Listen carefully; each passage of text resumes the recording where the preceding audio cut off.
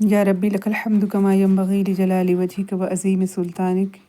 اللہ اکبر کبیرہ والحمد للہ کثیرہ وسبحان اللہ بکرۃ واصیلا۔ الحمد للہ رب العالمین، الصلاۃ والسلام علی اشرف الانبیاء والمرسلین وعلی آلہ واصحابہ وازواجہ وذریاتہ واہل بیتہ اجمعین،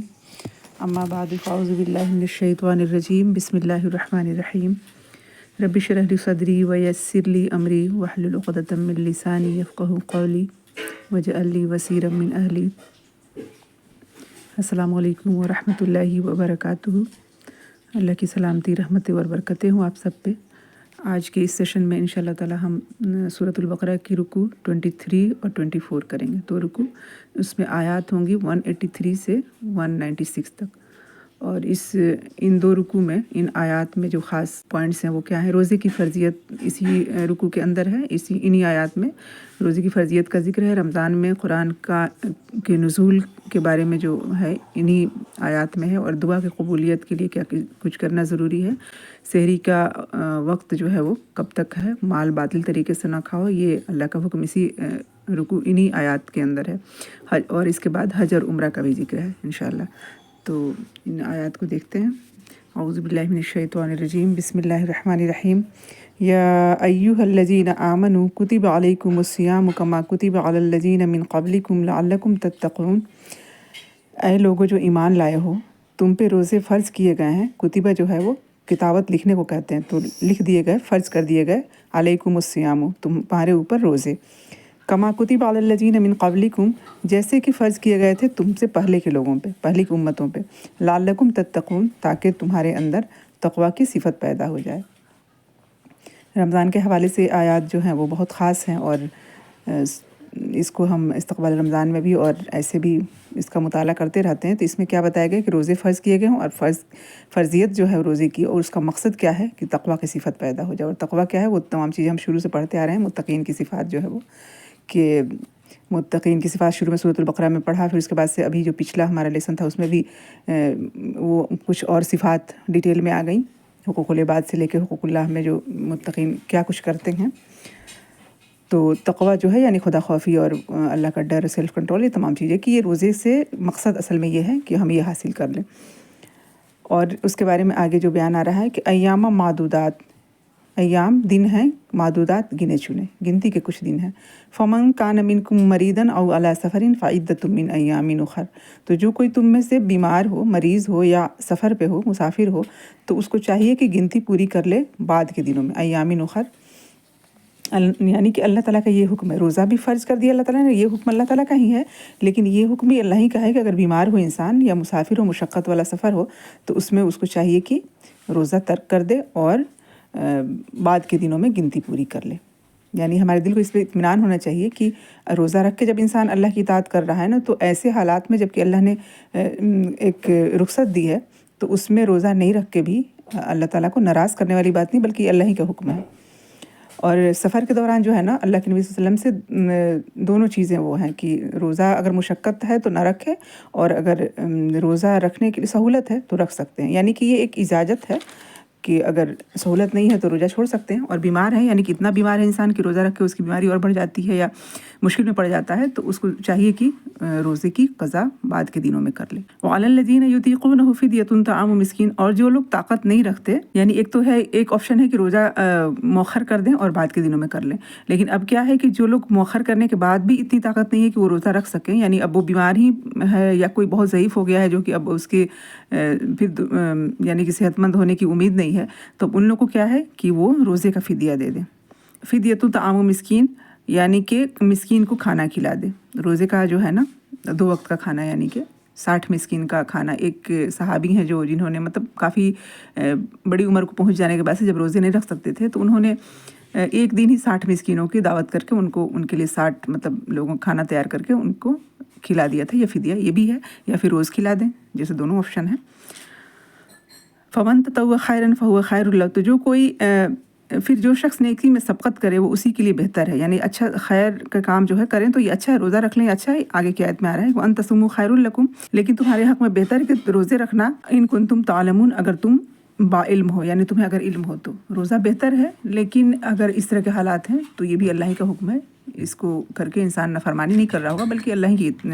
हुक्म की पैरवी कर रहा होगा। और अगर रख सकता है तो इंसान अपनी कैपेसिटी, अपने हालात इंसान ज़्यादा जानता है कि अगर वो रख सकता है तो ज़रूर रख ले, और नहीं रख सकता है तो फिर वो अल्लाह की दी हुई रुख्सत है, उससे फ़ायदा उठाए। शहरु रमज़ान अल्लज़ी उनज़िल फ़ीहिल क़ुरआन, रमज़ान वो महीना है जिसमें अल्लाह ने जिसमें कुरान नाजिल किया गया, यानी अल्लाह ने नाजिल किया, यानी यहाँ पे उनज़िल आया है, मजहूल का सीगा है कि नाजिल किया गया। फ़ीहिल क़ुरआन, कुरान हुदल लिन्नासी, हिदायत है लोगों के लिए, वबय्यिनातिम मिनल हुदा वल फ़ुरक़ान, और बैयिनात है, रोशन वाज़ेह दलाइल हैं इसमें, मिनल हुदा हिदायत की, और ये फ़ुरक़ान है, हक़ और बातिल के बीच फ़र्क करने वाली कसौटी है कुरान। फ़मन शहिद मिनकुमुश शहर फ़लियसुमहु, भमन शहीद, जो इसको पाए, इस महीने को जो पाले, मिनकुम तुम में से, शहर इस महीने को, फलियसुमहु तो उसको चाहिए कि वो रोज़ा रखे। इस महीने को पाना बहुत सादत की बात है, और हदीस में वो बात आती है कि सहाबा जो है वो 6 माह तक इसको पाने की दुआएं करते थे कि अल्लाह ताला हमें रमज़ान मुबारक नसीब फरमा, मुक़द्दर फरमा। और फिर उसके बाद से 5 महीने जो है वो कबूलियत की दुआएं करते थे कि अल्लाह ताला इसमें जो हमने इबादत की हैं उसको कबूल फरमा ले। तो ये इतना बाबरकत और इस तरह का जो है वो फजीलत वाला महीना है कि इसका पा लेना बहुत बड़ी सादत की बात है, खुशनसीबी है। तो जो कोई पाले तो उसको चाहिए कि रोज़े रखे। और देखें कि एक जोश व खरोश, एक शौक़ जो है ना उम्मत मुस्लिमा में, इसका जो है देखा जाता है कि छोटे छोटे बच्चे तक भी जो है वो रोज़ा रखने के लिए कितना शौक़ रखते हैं, और हर कोई इसका एहतमाम करता है। बस उसमें ये कोशिश करनी होती है कि जो चीज़ें मना है ना रोज़े के दौरान, तो उससे बचें कि रोज़े का जो बेहतरीन अजर जो हम पा सकें उसमें कमी ना हो, और उसका जो असल मकसद जो है तक़वा का हुसूल, उसको अचीव कर सकें इंशाअल्लाह ताला। फिर इसमें भी क्या कहा गया कि मन कान मरीदन औ अला सफ़रिन, तो जो कोई, अब ये हुक्म दे दिया गया कि रोज़ा रखना है, लेकिन अब उसमें एक्सेप्शनल जो चीज़ है वो मन कान मरीदन औ अला सफ़रिन फ़इद्दतुम मिन अय्यामिन उख़र, तो जो कोई मरीज़ हो, बीमार हो, या सफ़र पे हो, मुसाफिर हो, तो वो इन दिनों की, बाद के दिनों में यानी गिनती पूरी कर ले। इद्दतुन यानी इद्दत गिनती को कहते हैं। और अच्छा, इसके अंदर जो है ना तफसीर में ये बातें आती हैं और हदीस में कि इसके अंदर दूध पिलाने वाली माएँ, हामिला औरतें, वो भी इसके अंदर शामिल हैं। यानी जो कोई हमल से है तो उसको भी रुख्सत है कि वो रोज़ा छोड़ दे और बाद के दिनों में गिनती पूरी कर ले। या जो दूध पिलाने वाली माएँ हैं उनको भी है कि अगर मुश्किल है तो वो भी इसमें रोज़ा मुअख्खर कर सकती हैं, पोस्टपोन करके, और बाद में गिनती पूरी कर सकती हैं। वलितुकमिलुल इद्दत वलितुकब्बिरुल्लाह अला मा हदाकुम वलअल्लकुम तशकुरून, वो इद्दत जो गिनती है वो पूरी कर लो। वलितुकब्बिरुल्लाह अला मा हदाकुम, और अल्लाह ताला की बड़ाई बयान करो उस पे जो उसने तुम्हें हिदायत दी, वलअल्लकुम तशकुरून, ताकि तुम शुक्रगुजार हो सको। और इसके बाद की आयत भी बहुत खूबसूरत है कि इज़ा सअलक इबादी अन्नी फ़इन्नी क़रीब, जब मेरे बंदे आपसे पूछेंगे अन्नी मेरे बारे में, फ़इन्नी क़रीब, तो बेशक मैं तो करीब हूँ, उजीबु दावत दाई इज़ा दआन, और मैं कबूल करता हूँ दुआ, जब दावत यानी दाई दुआ करने वाले की इज़ा दआनी, जब वो मुझे पुकारता है, जब वो मुझसे दुआ करता है। फ़लयस्तजीबू ली वलयुमिनू बी, तो उसको चाहिए कि वो भी यानी बात माने, वलयुमिनू बी, और वो ईमान लाए मुझ पर, युमिनू बी वलअल्लकुम यरशुदून, ताकि वो राह रास्त पा जाए। यानी यहाँ पे एक चीज़ बताई जा रही है कि मैं तो कबूल करता हूँ दुआ, और मैं करीब हूँ, बहुत बहुत दूर कहीं और कहीं जाने की ज़रूरत नहीं। जब मेरे बंदे आपसे पूछें, ऐ नबी आपसे जब मेरे बंदे पूछें कि अल्लाह ताला कहाँ मिलेगा, तो आप कह दी मैं तो करीब हूँ, इन्नी करीब, और उनकी दुआओं को सुनता हूँ, कबूल करता हूँ। बस उनको चाहिए कि वो मेरी बात माने, मेरी फरमाबरदारी करें। फ़लयस्तजीबू ली वलयुमिनू बी, और ईमान के साथ रहें, तो ईमान लाएँ, तो फिर क्या है कि वो राह रास्त पा जाएंगे। ये काम करना है। दुआएं तो बेशक कबूल होती हैं मोमिन की, ईमान लाने के बाद दुआएं कबूल होती है, और फरमाबरदारी भी करें इंशाअल्लाह ताला। जो अल्लाह ताला फ़ज़कुरूनी अस्कुरुकुम कहा ना कि तुम मुझे याद करो मैं तुम्हें याद करूँगा, तो ये कि अल्लाह ताला औफ़ू बिअहदी ऊफ़ी बिअहदिकुम, ये भी पढ़ चुका हम लोग, तुम मेरे वादे को पूरा करो, मैं तुम्हारा वादा पूरा करूँगा। तो ये तमाम चीज़ें यहाँ पे जो करने के काम है हमारे, और अल्लाह ताला तो बेशक दुआओं को कबूल करता है। और जो रमज़ानुल मुबारक जो महीना है वो दुआओं की कबूलियत की घड़ियाँ होती है, हर वक्त दुआएँ कबूल हो रही होती हैं ना। तो इसमें दुआ का भी ज़िक्र आ गया, रमज़ान रोज़े का ज़िक्र आया, रमज़ान का ज़िक्र महीने का, कुरान के नुज़ूल की बात आ गई, और दुआ की बात आ गई इसमें। अब उसके बाद जो है रमज़ान की रातों के बारे में कुछ अहकामात जो हैं वो आगे की आयत में है। वहिल्ल लकुम लैलतस सियामी रफ़सु इला निसाइकुम हुन्ना लिबासुल लकुम व अंतुम लिबासुल लहुन्ना, रोज़े की रातों में अपनी बीवियों से मिलना तुम्हारे लिए हलाल कर दिया गया, वो तुम्हारा लिबास है और तुम उनके लिबास हो। علم اللہ انکم کنتم تختانون انفسکم فتاب علیکم وعفا عنکم فالآن باشروہن وابتغوا ما کتب اللہ لکم وکلوا واشربوا حتی یتبین لکم الخیط الابیض من الخیط الاسود من الفجر ثم اتموا الصیام الی اللیل ولا تباشروہن وانتم عاکفون فی المساجد تلک حدود اللہ فلا تقربوها کذالک یبین اللہ آیاتہ للناس لعلہم یتقون۔ یعنی ہن لباس لکم انتم لباس لہن، وہ تمہاری لباس ہے اور تم ان کے لباس ہو۔ تمہاری پوشیدہ خیانتوں کا اللہ کو علم ہے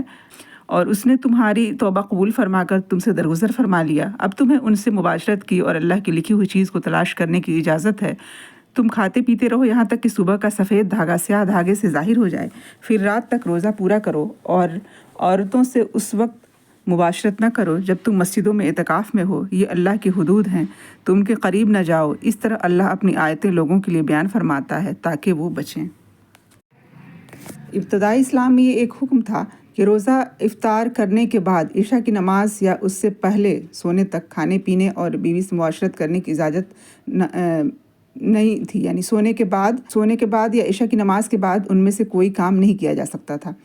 ظاہر بات ہے کہ یہ پابندی سخت تھی اور اس پر عمل مشکل تھا۔ اللہ تعالیٰ نے اس آیت میں یہ دونوں پابندیاں اٹھا لی اور افطار سے لے کر صبح صادق تک کھانے پینے اور بیوی سے معاشرت کرنے کی اجازت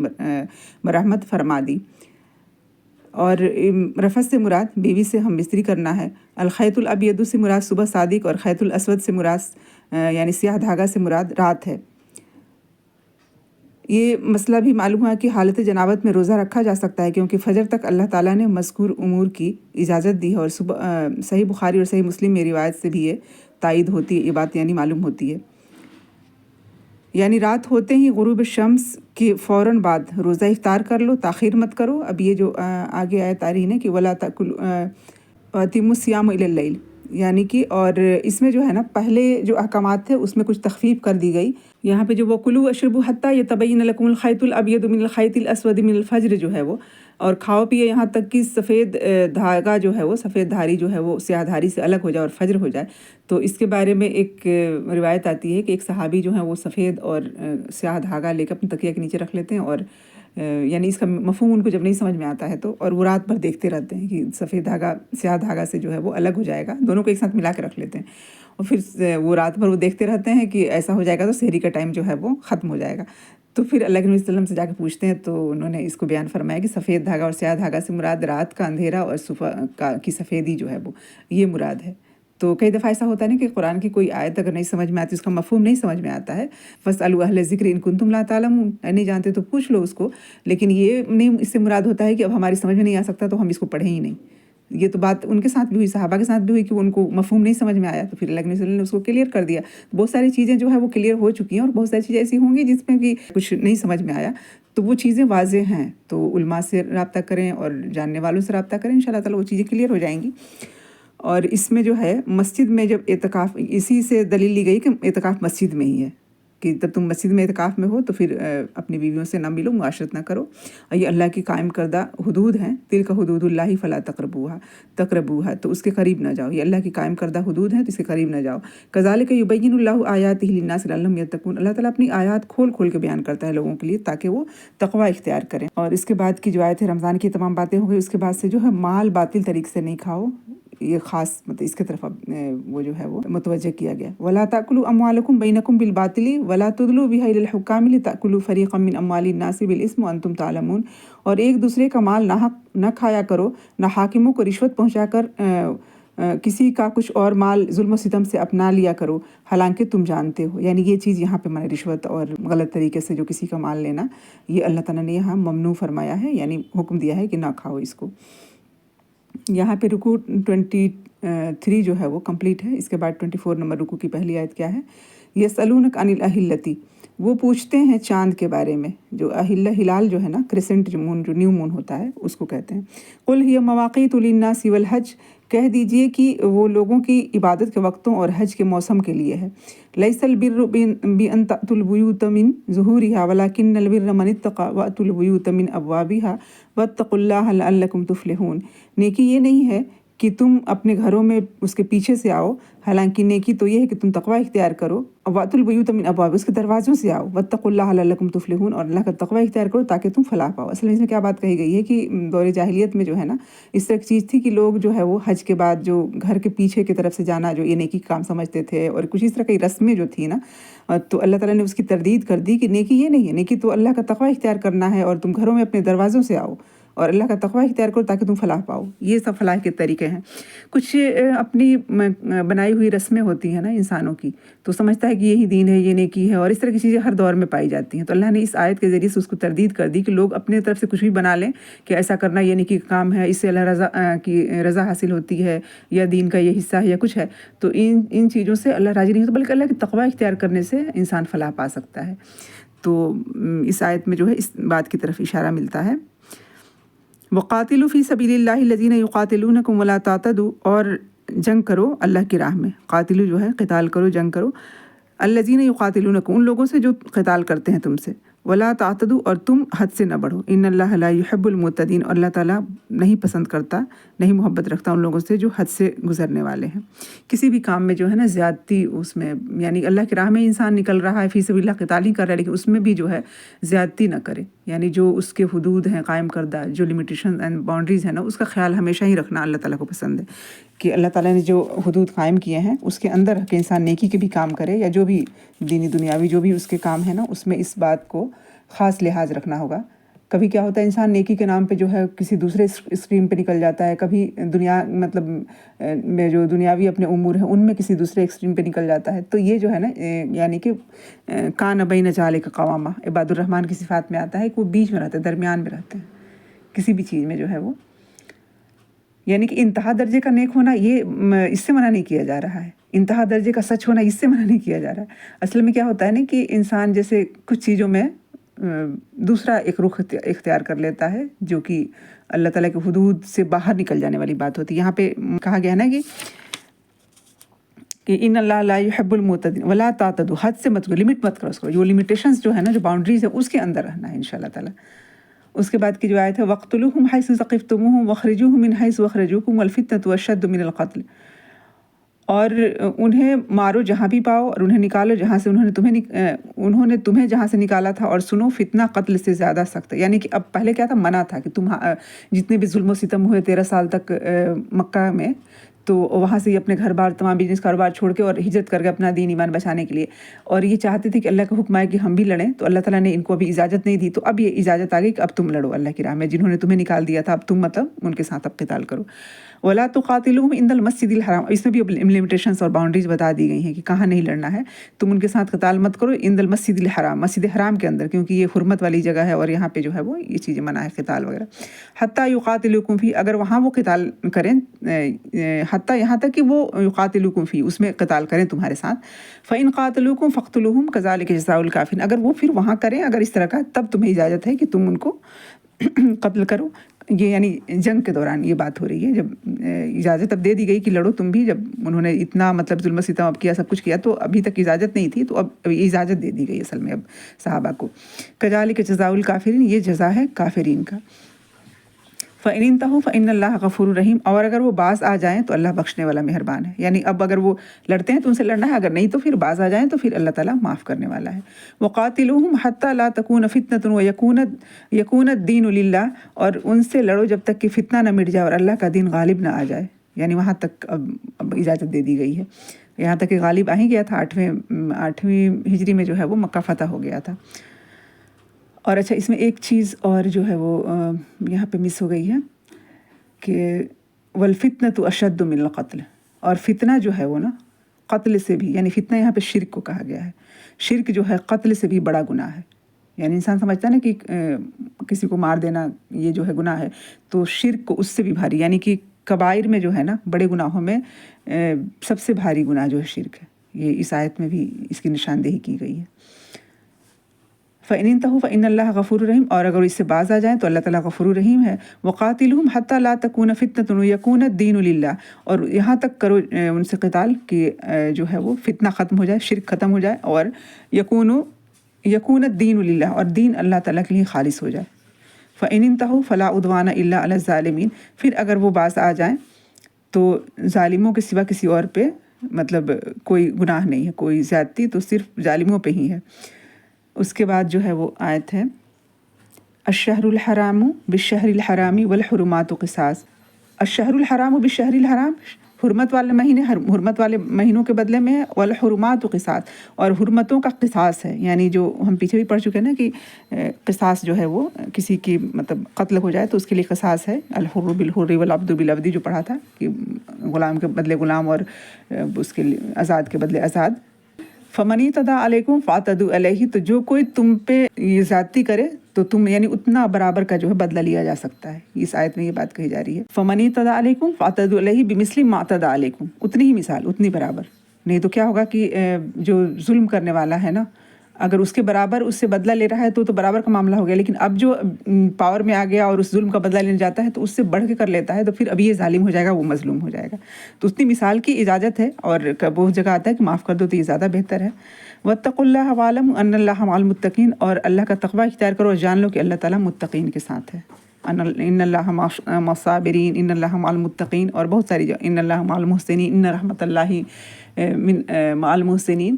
تو اس طرح کی آیات آتی ہیں کہ اللہ کی رحمت محسنین کے ساتھ ہے، متقین کے ساتھ اللہ تعالیٰ ان کے ساتھ ہے، اور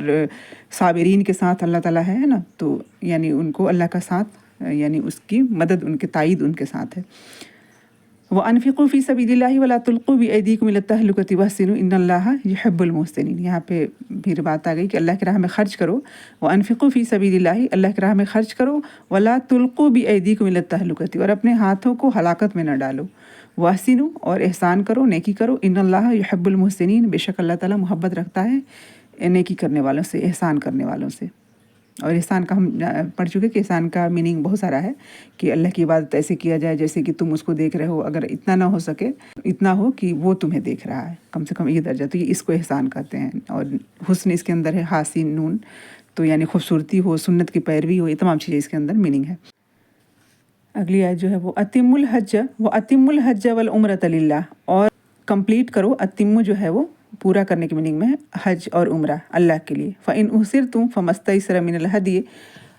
ہاں اگر تم روک لیے جاؤ تو جو قربانی میسر اسے کر ڈالو۔ وَلَا تَحْلِقُوا رُؤُوسَكُمْ، اور اپنے سر نہ مطلب بالوں کو سیو کرنا جو ہے نا اس کو تحلیق کہتے ہیں، حلقہ جو ہے وہ بال رؤوسکم، اپنے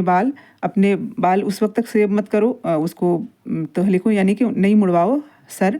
بال، حتیٰ یبلغ الہدی محلہ، یہاں تک کہ جو ہے وہ قربانی اپنے قربان گاہ تک پہنچ جائے۔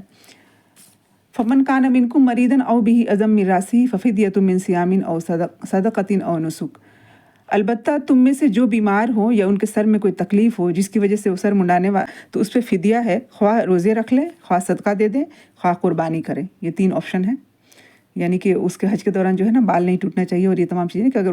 اس کے وہ ہوتا ہے تو اس کو فدیہ دینا ہوتا ہے، تو وہ بات یہاں پہ کہی جا رہی ہے۔ فَإِذَا أَمِنْتُمْ فَمَنْ تَمَتَّعَ بِالْعُمْرَةِ إِلَى الْحَجِّ فَمَا اسْتَيْسَرَ مِنَ الْهَدْيِ فَمَنْ لَمْ يَجِدْ فَصِيَامُ 3 أَيَّامٍ فِي الْحَجِّ وَسَبْعَةٍ إِذَا رَجَعْتُمْ، بس جب تم امن کی حالت میں ہو جاؤ تو جو شخص عمرے سے لے کر حج تک تمتع کرے تو پس اسے جو قربانی میسر اسے کر ڈالے، جسے طاقت ہی نہ ہو تو وہ 3 روزے تو حج کے دنوں میں رکھ لے اور 7 واپسی میں، اور یہ پورے ملا کے جو کیا ہوں گے، یہ تلک عشرۃ کاملہ، یہ 10 ہو جائیں گے۔ 3 وہاں رکھنا ہے اور 7 جو ہے گھر واپس آ کے رکھنا ہے، وہ فدیہ جو ہے وہ اس کے بدلے میں، مطلب جو بال